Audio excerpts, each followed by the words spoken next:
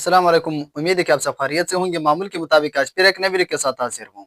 आज की वीडियो में हम एक्सप्लेन करेंगे 7 क्लास का साइंस, जो कि टॉपिक है विलेंसी। आप लोग ने वीडियो को स्किप नहीं करनी, एंड तक देखनी है। इंशाल्लाह आज की वीडियो में हम कंप्लीटली एक्सप्लेन करेंगे कि विलेंसी क्या चीज है। तो बिना किसी डिले के लेट्स बिगिन, चलते अपने टॉपिक की तरफ।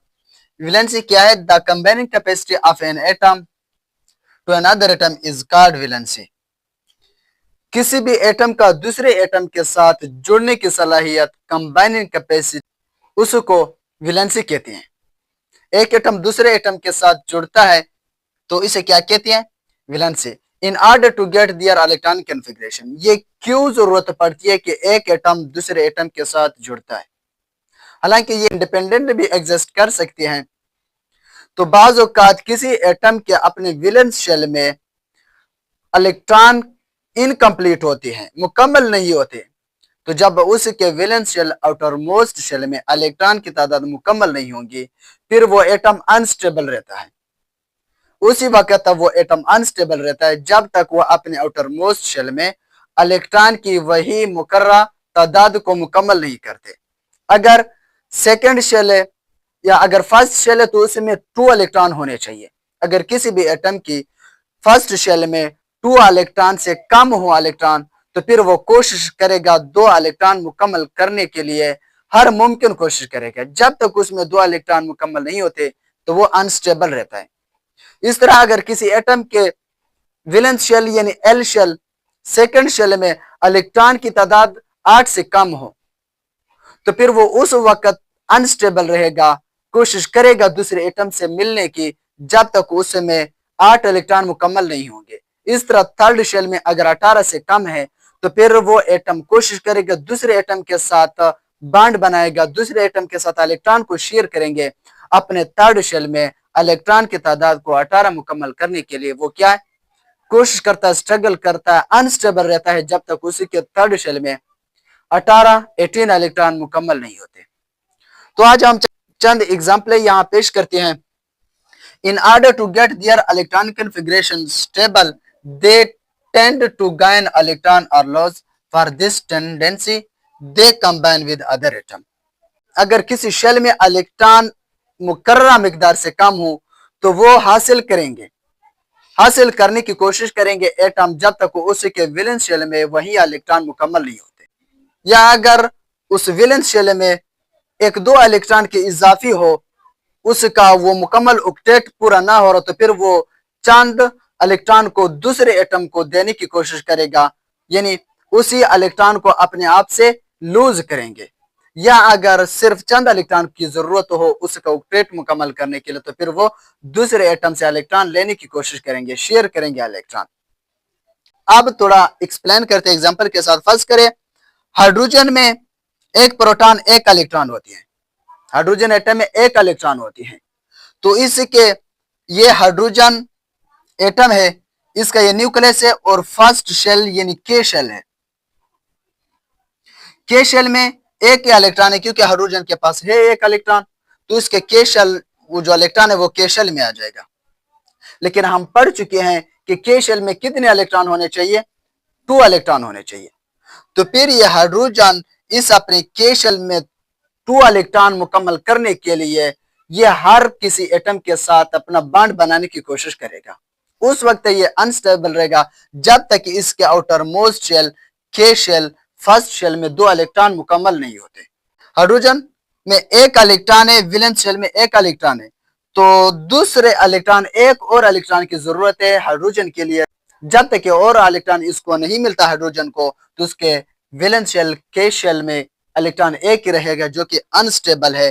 तो क्या करेगा हाइड्रोजन? हर दूसरे साथ एटम जो पाया जाता है उसके साथ बॉन्ड बनाने की कोशिश करेगा, उसे इलेक्ट्रॉन लेने की कोशिश करेगा।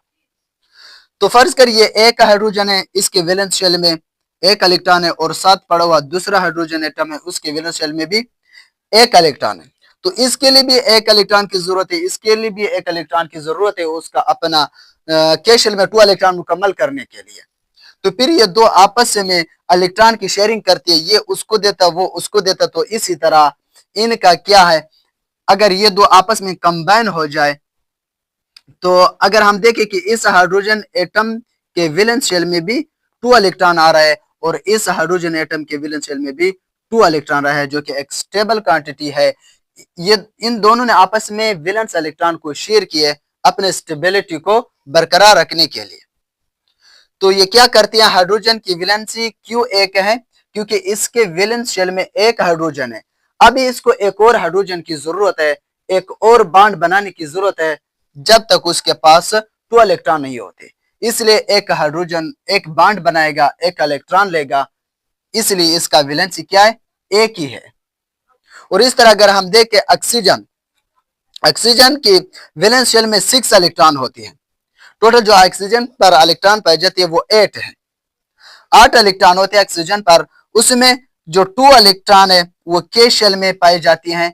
फर्स्ट शेल के शेल है, इसमें 2 इलेक्ट्रॉन पाए जाते हैं, जो कि मुकम्मल मिकदार है। के शेल में आते ही 2 इलेक्ट्रॉन है और वो 2 इलेक्ट्रॉन मौजूद है। जबकि एल शेल में 6 इलेक्ट्रॉन है। एल शेल में इसके 6, 2 और 6 8 इलेक्ट्रॉन हो गए। एल शेल में 6 इलेक्ट्रॉन पाए जाते हैं। हम पढ़ चुके हैं पहले भी, प्रीवियस लेक्चर में भी हम पढ़ चुके हैं कि एल शेल में 6 नहीं बल्कि 8 इलेक्ट्रॉन होने चाहिए।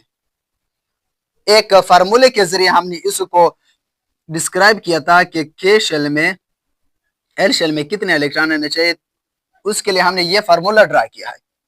अब एन क्या है, number of shell. First shell K है और सेकेंड शेल एल है। एल शेल के लिए एन की तादाद कितनी होगी, 2। तो एल शेल के लिए जब एन की तादाद एन इज इक्वल टू 2 होगा, यहां पर हम एन की जगह पर उसी की कीमत को पुट कर रहे हैं 4 8। सेकेंड शेल में कितने इलेक्ट्रॉन होने चाहिए, 8, लेकिन यहां पर कितने इलेक्ट्रॉन है, 6 इलेक्ट्रॉन है। तो इसका मतलब यह है कि इसे अभी 2 इलेक्ट्रॉन की जरूरत है 8 इलेक्ट्रॉन मुकम्मल करने के लिए। अभी 2 इलेक्ट्रॉन चाहिए ऑक्सीजन को, इसके वैलेंस शेल में 8 इलेक्ट्रॉन मुकम्मल करने के लिए अभी तक इसको 2 इलेक्ट्रॉन चाहिए। 2 बॉन्ड बनाएगा किसी करीबी एटम के साथ, तो इसीलिए ऑक्सीजन की जो वैलेंसी है वो 2 है। There should be 8 electron in L shell. L shell में 8 इलेक्ट्रॉन होने चाहिए। For this complication 2 electron required. Therefore valency of oxygen is 2. यहाँ पर 8 इलेक्ट्रॉन होने चाहिए लेकिन 6 है, तो 8 मुकम्मल करने के लिए अभी 2 की जरूरत है, 2 इलेक्ट्रॉन, 2 बॉन्ड बनाने की जरूरत है ऑक्सीजन के लिए, इसलिए ऑक्सीजन की वैलेंसी 2 है। और आते हैं कार्बन की तरफ। कार्बन की 6 इलेक्ट्रॉन है। फर्स्ट शेल में, के शेल में 2 इलेक्ट्रॉन है, तो कितने रह गए, 4 इलेक्ट्रॉन रह गए, लेकिन 4 नहीं होना चाहिए। ये एल शेल है, एल शेल में 8 इलेक्ट्रॉन होने चाहिए, 4 मौजूद है, 4 और इलेक्ट्रॉन की इसे अभी जरूरत है। 4 इलेक्ट्रॉन की जरूरत है, 4 बॉन्ड बनाने की जरूरत है कार्बन का किसी भी एटम के साथ। तो यही वजह है कि कार्बन की वैलेंसी 4 है। उम्मीद है कि आप लोगों को वीडियो पसंद आई हो। अपना ख्याल रखिए, दुआ में याद रखना। अगले वीडियो में फिर मुलाकात होगी, तब तक खुदा हाफिज।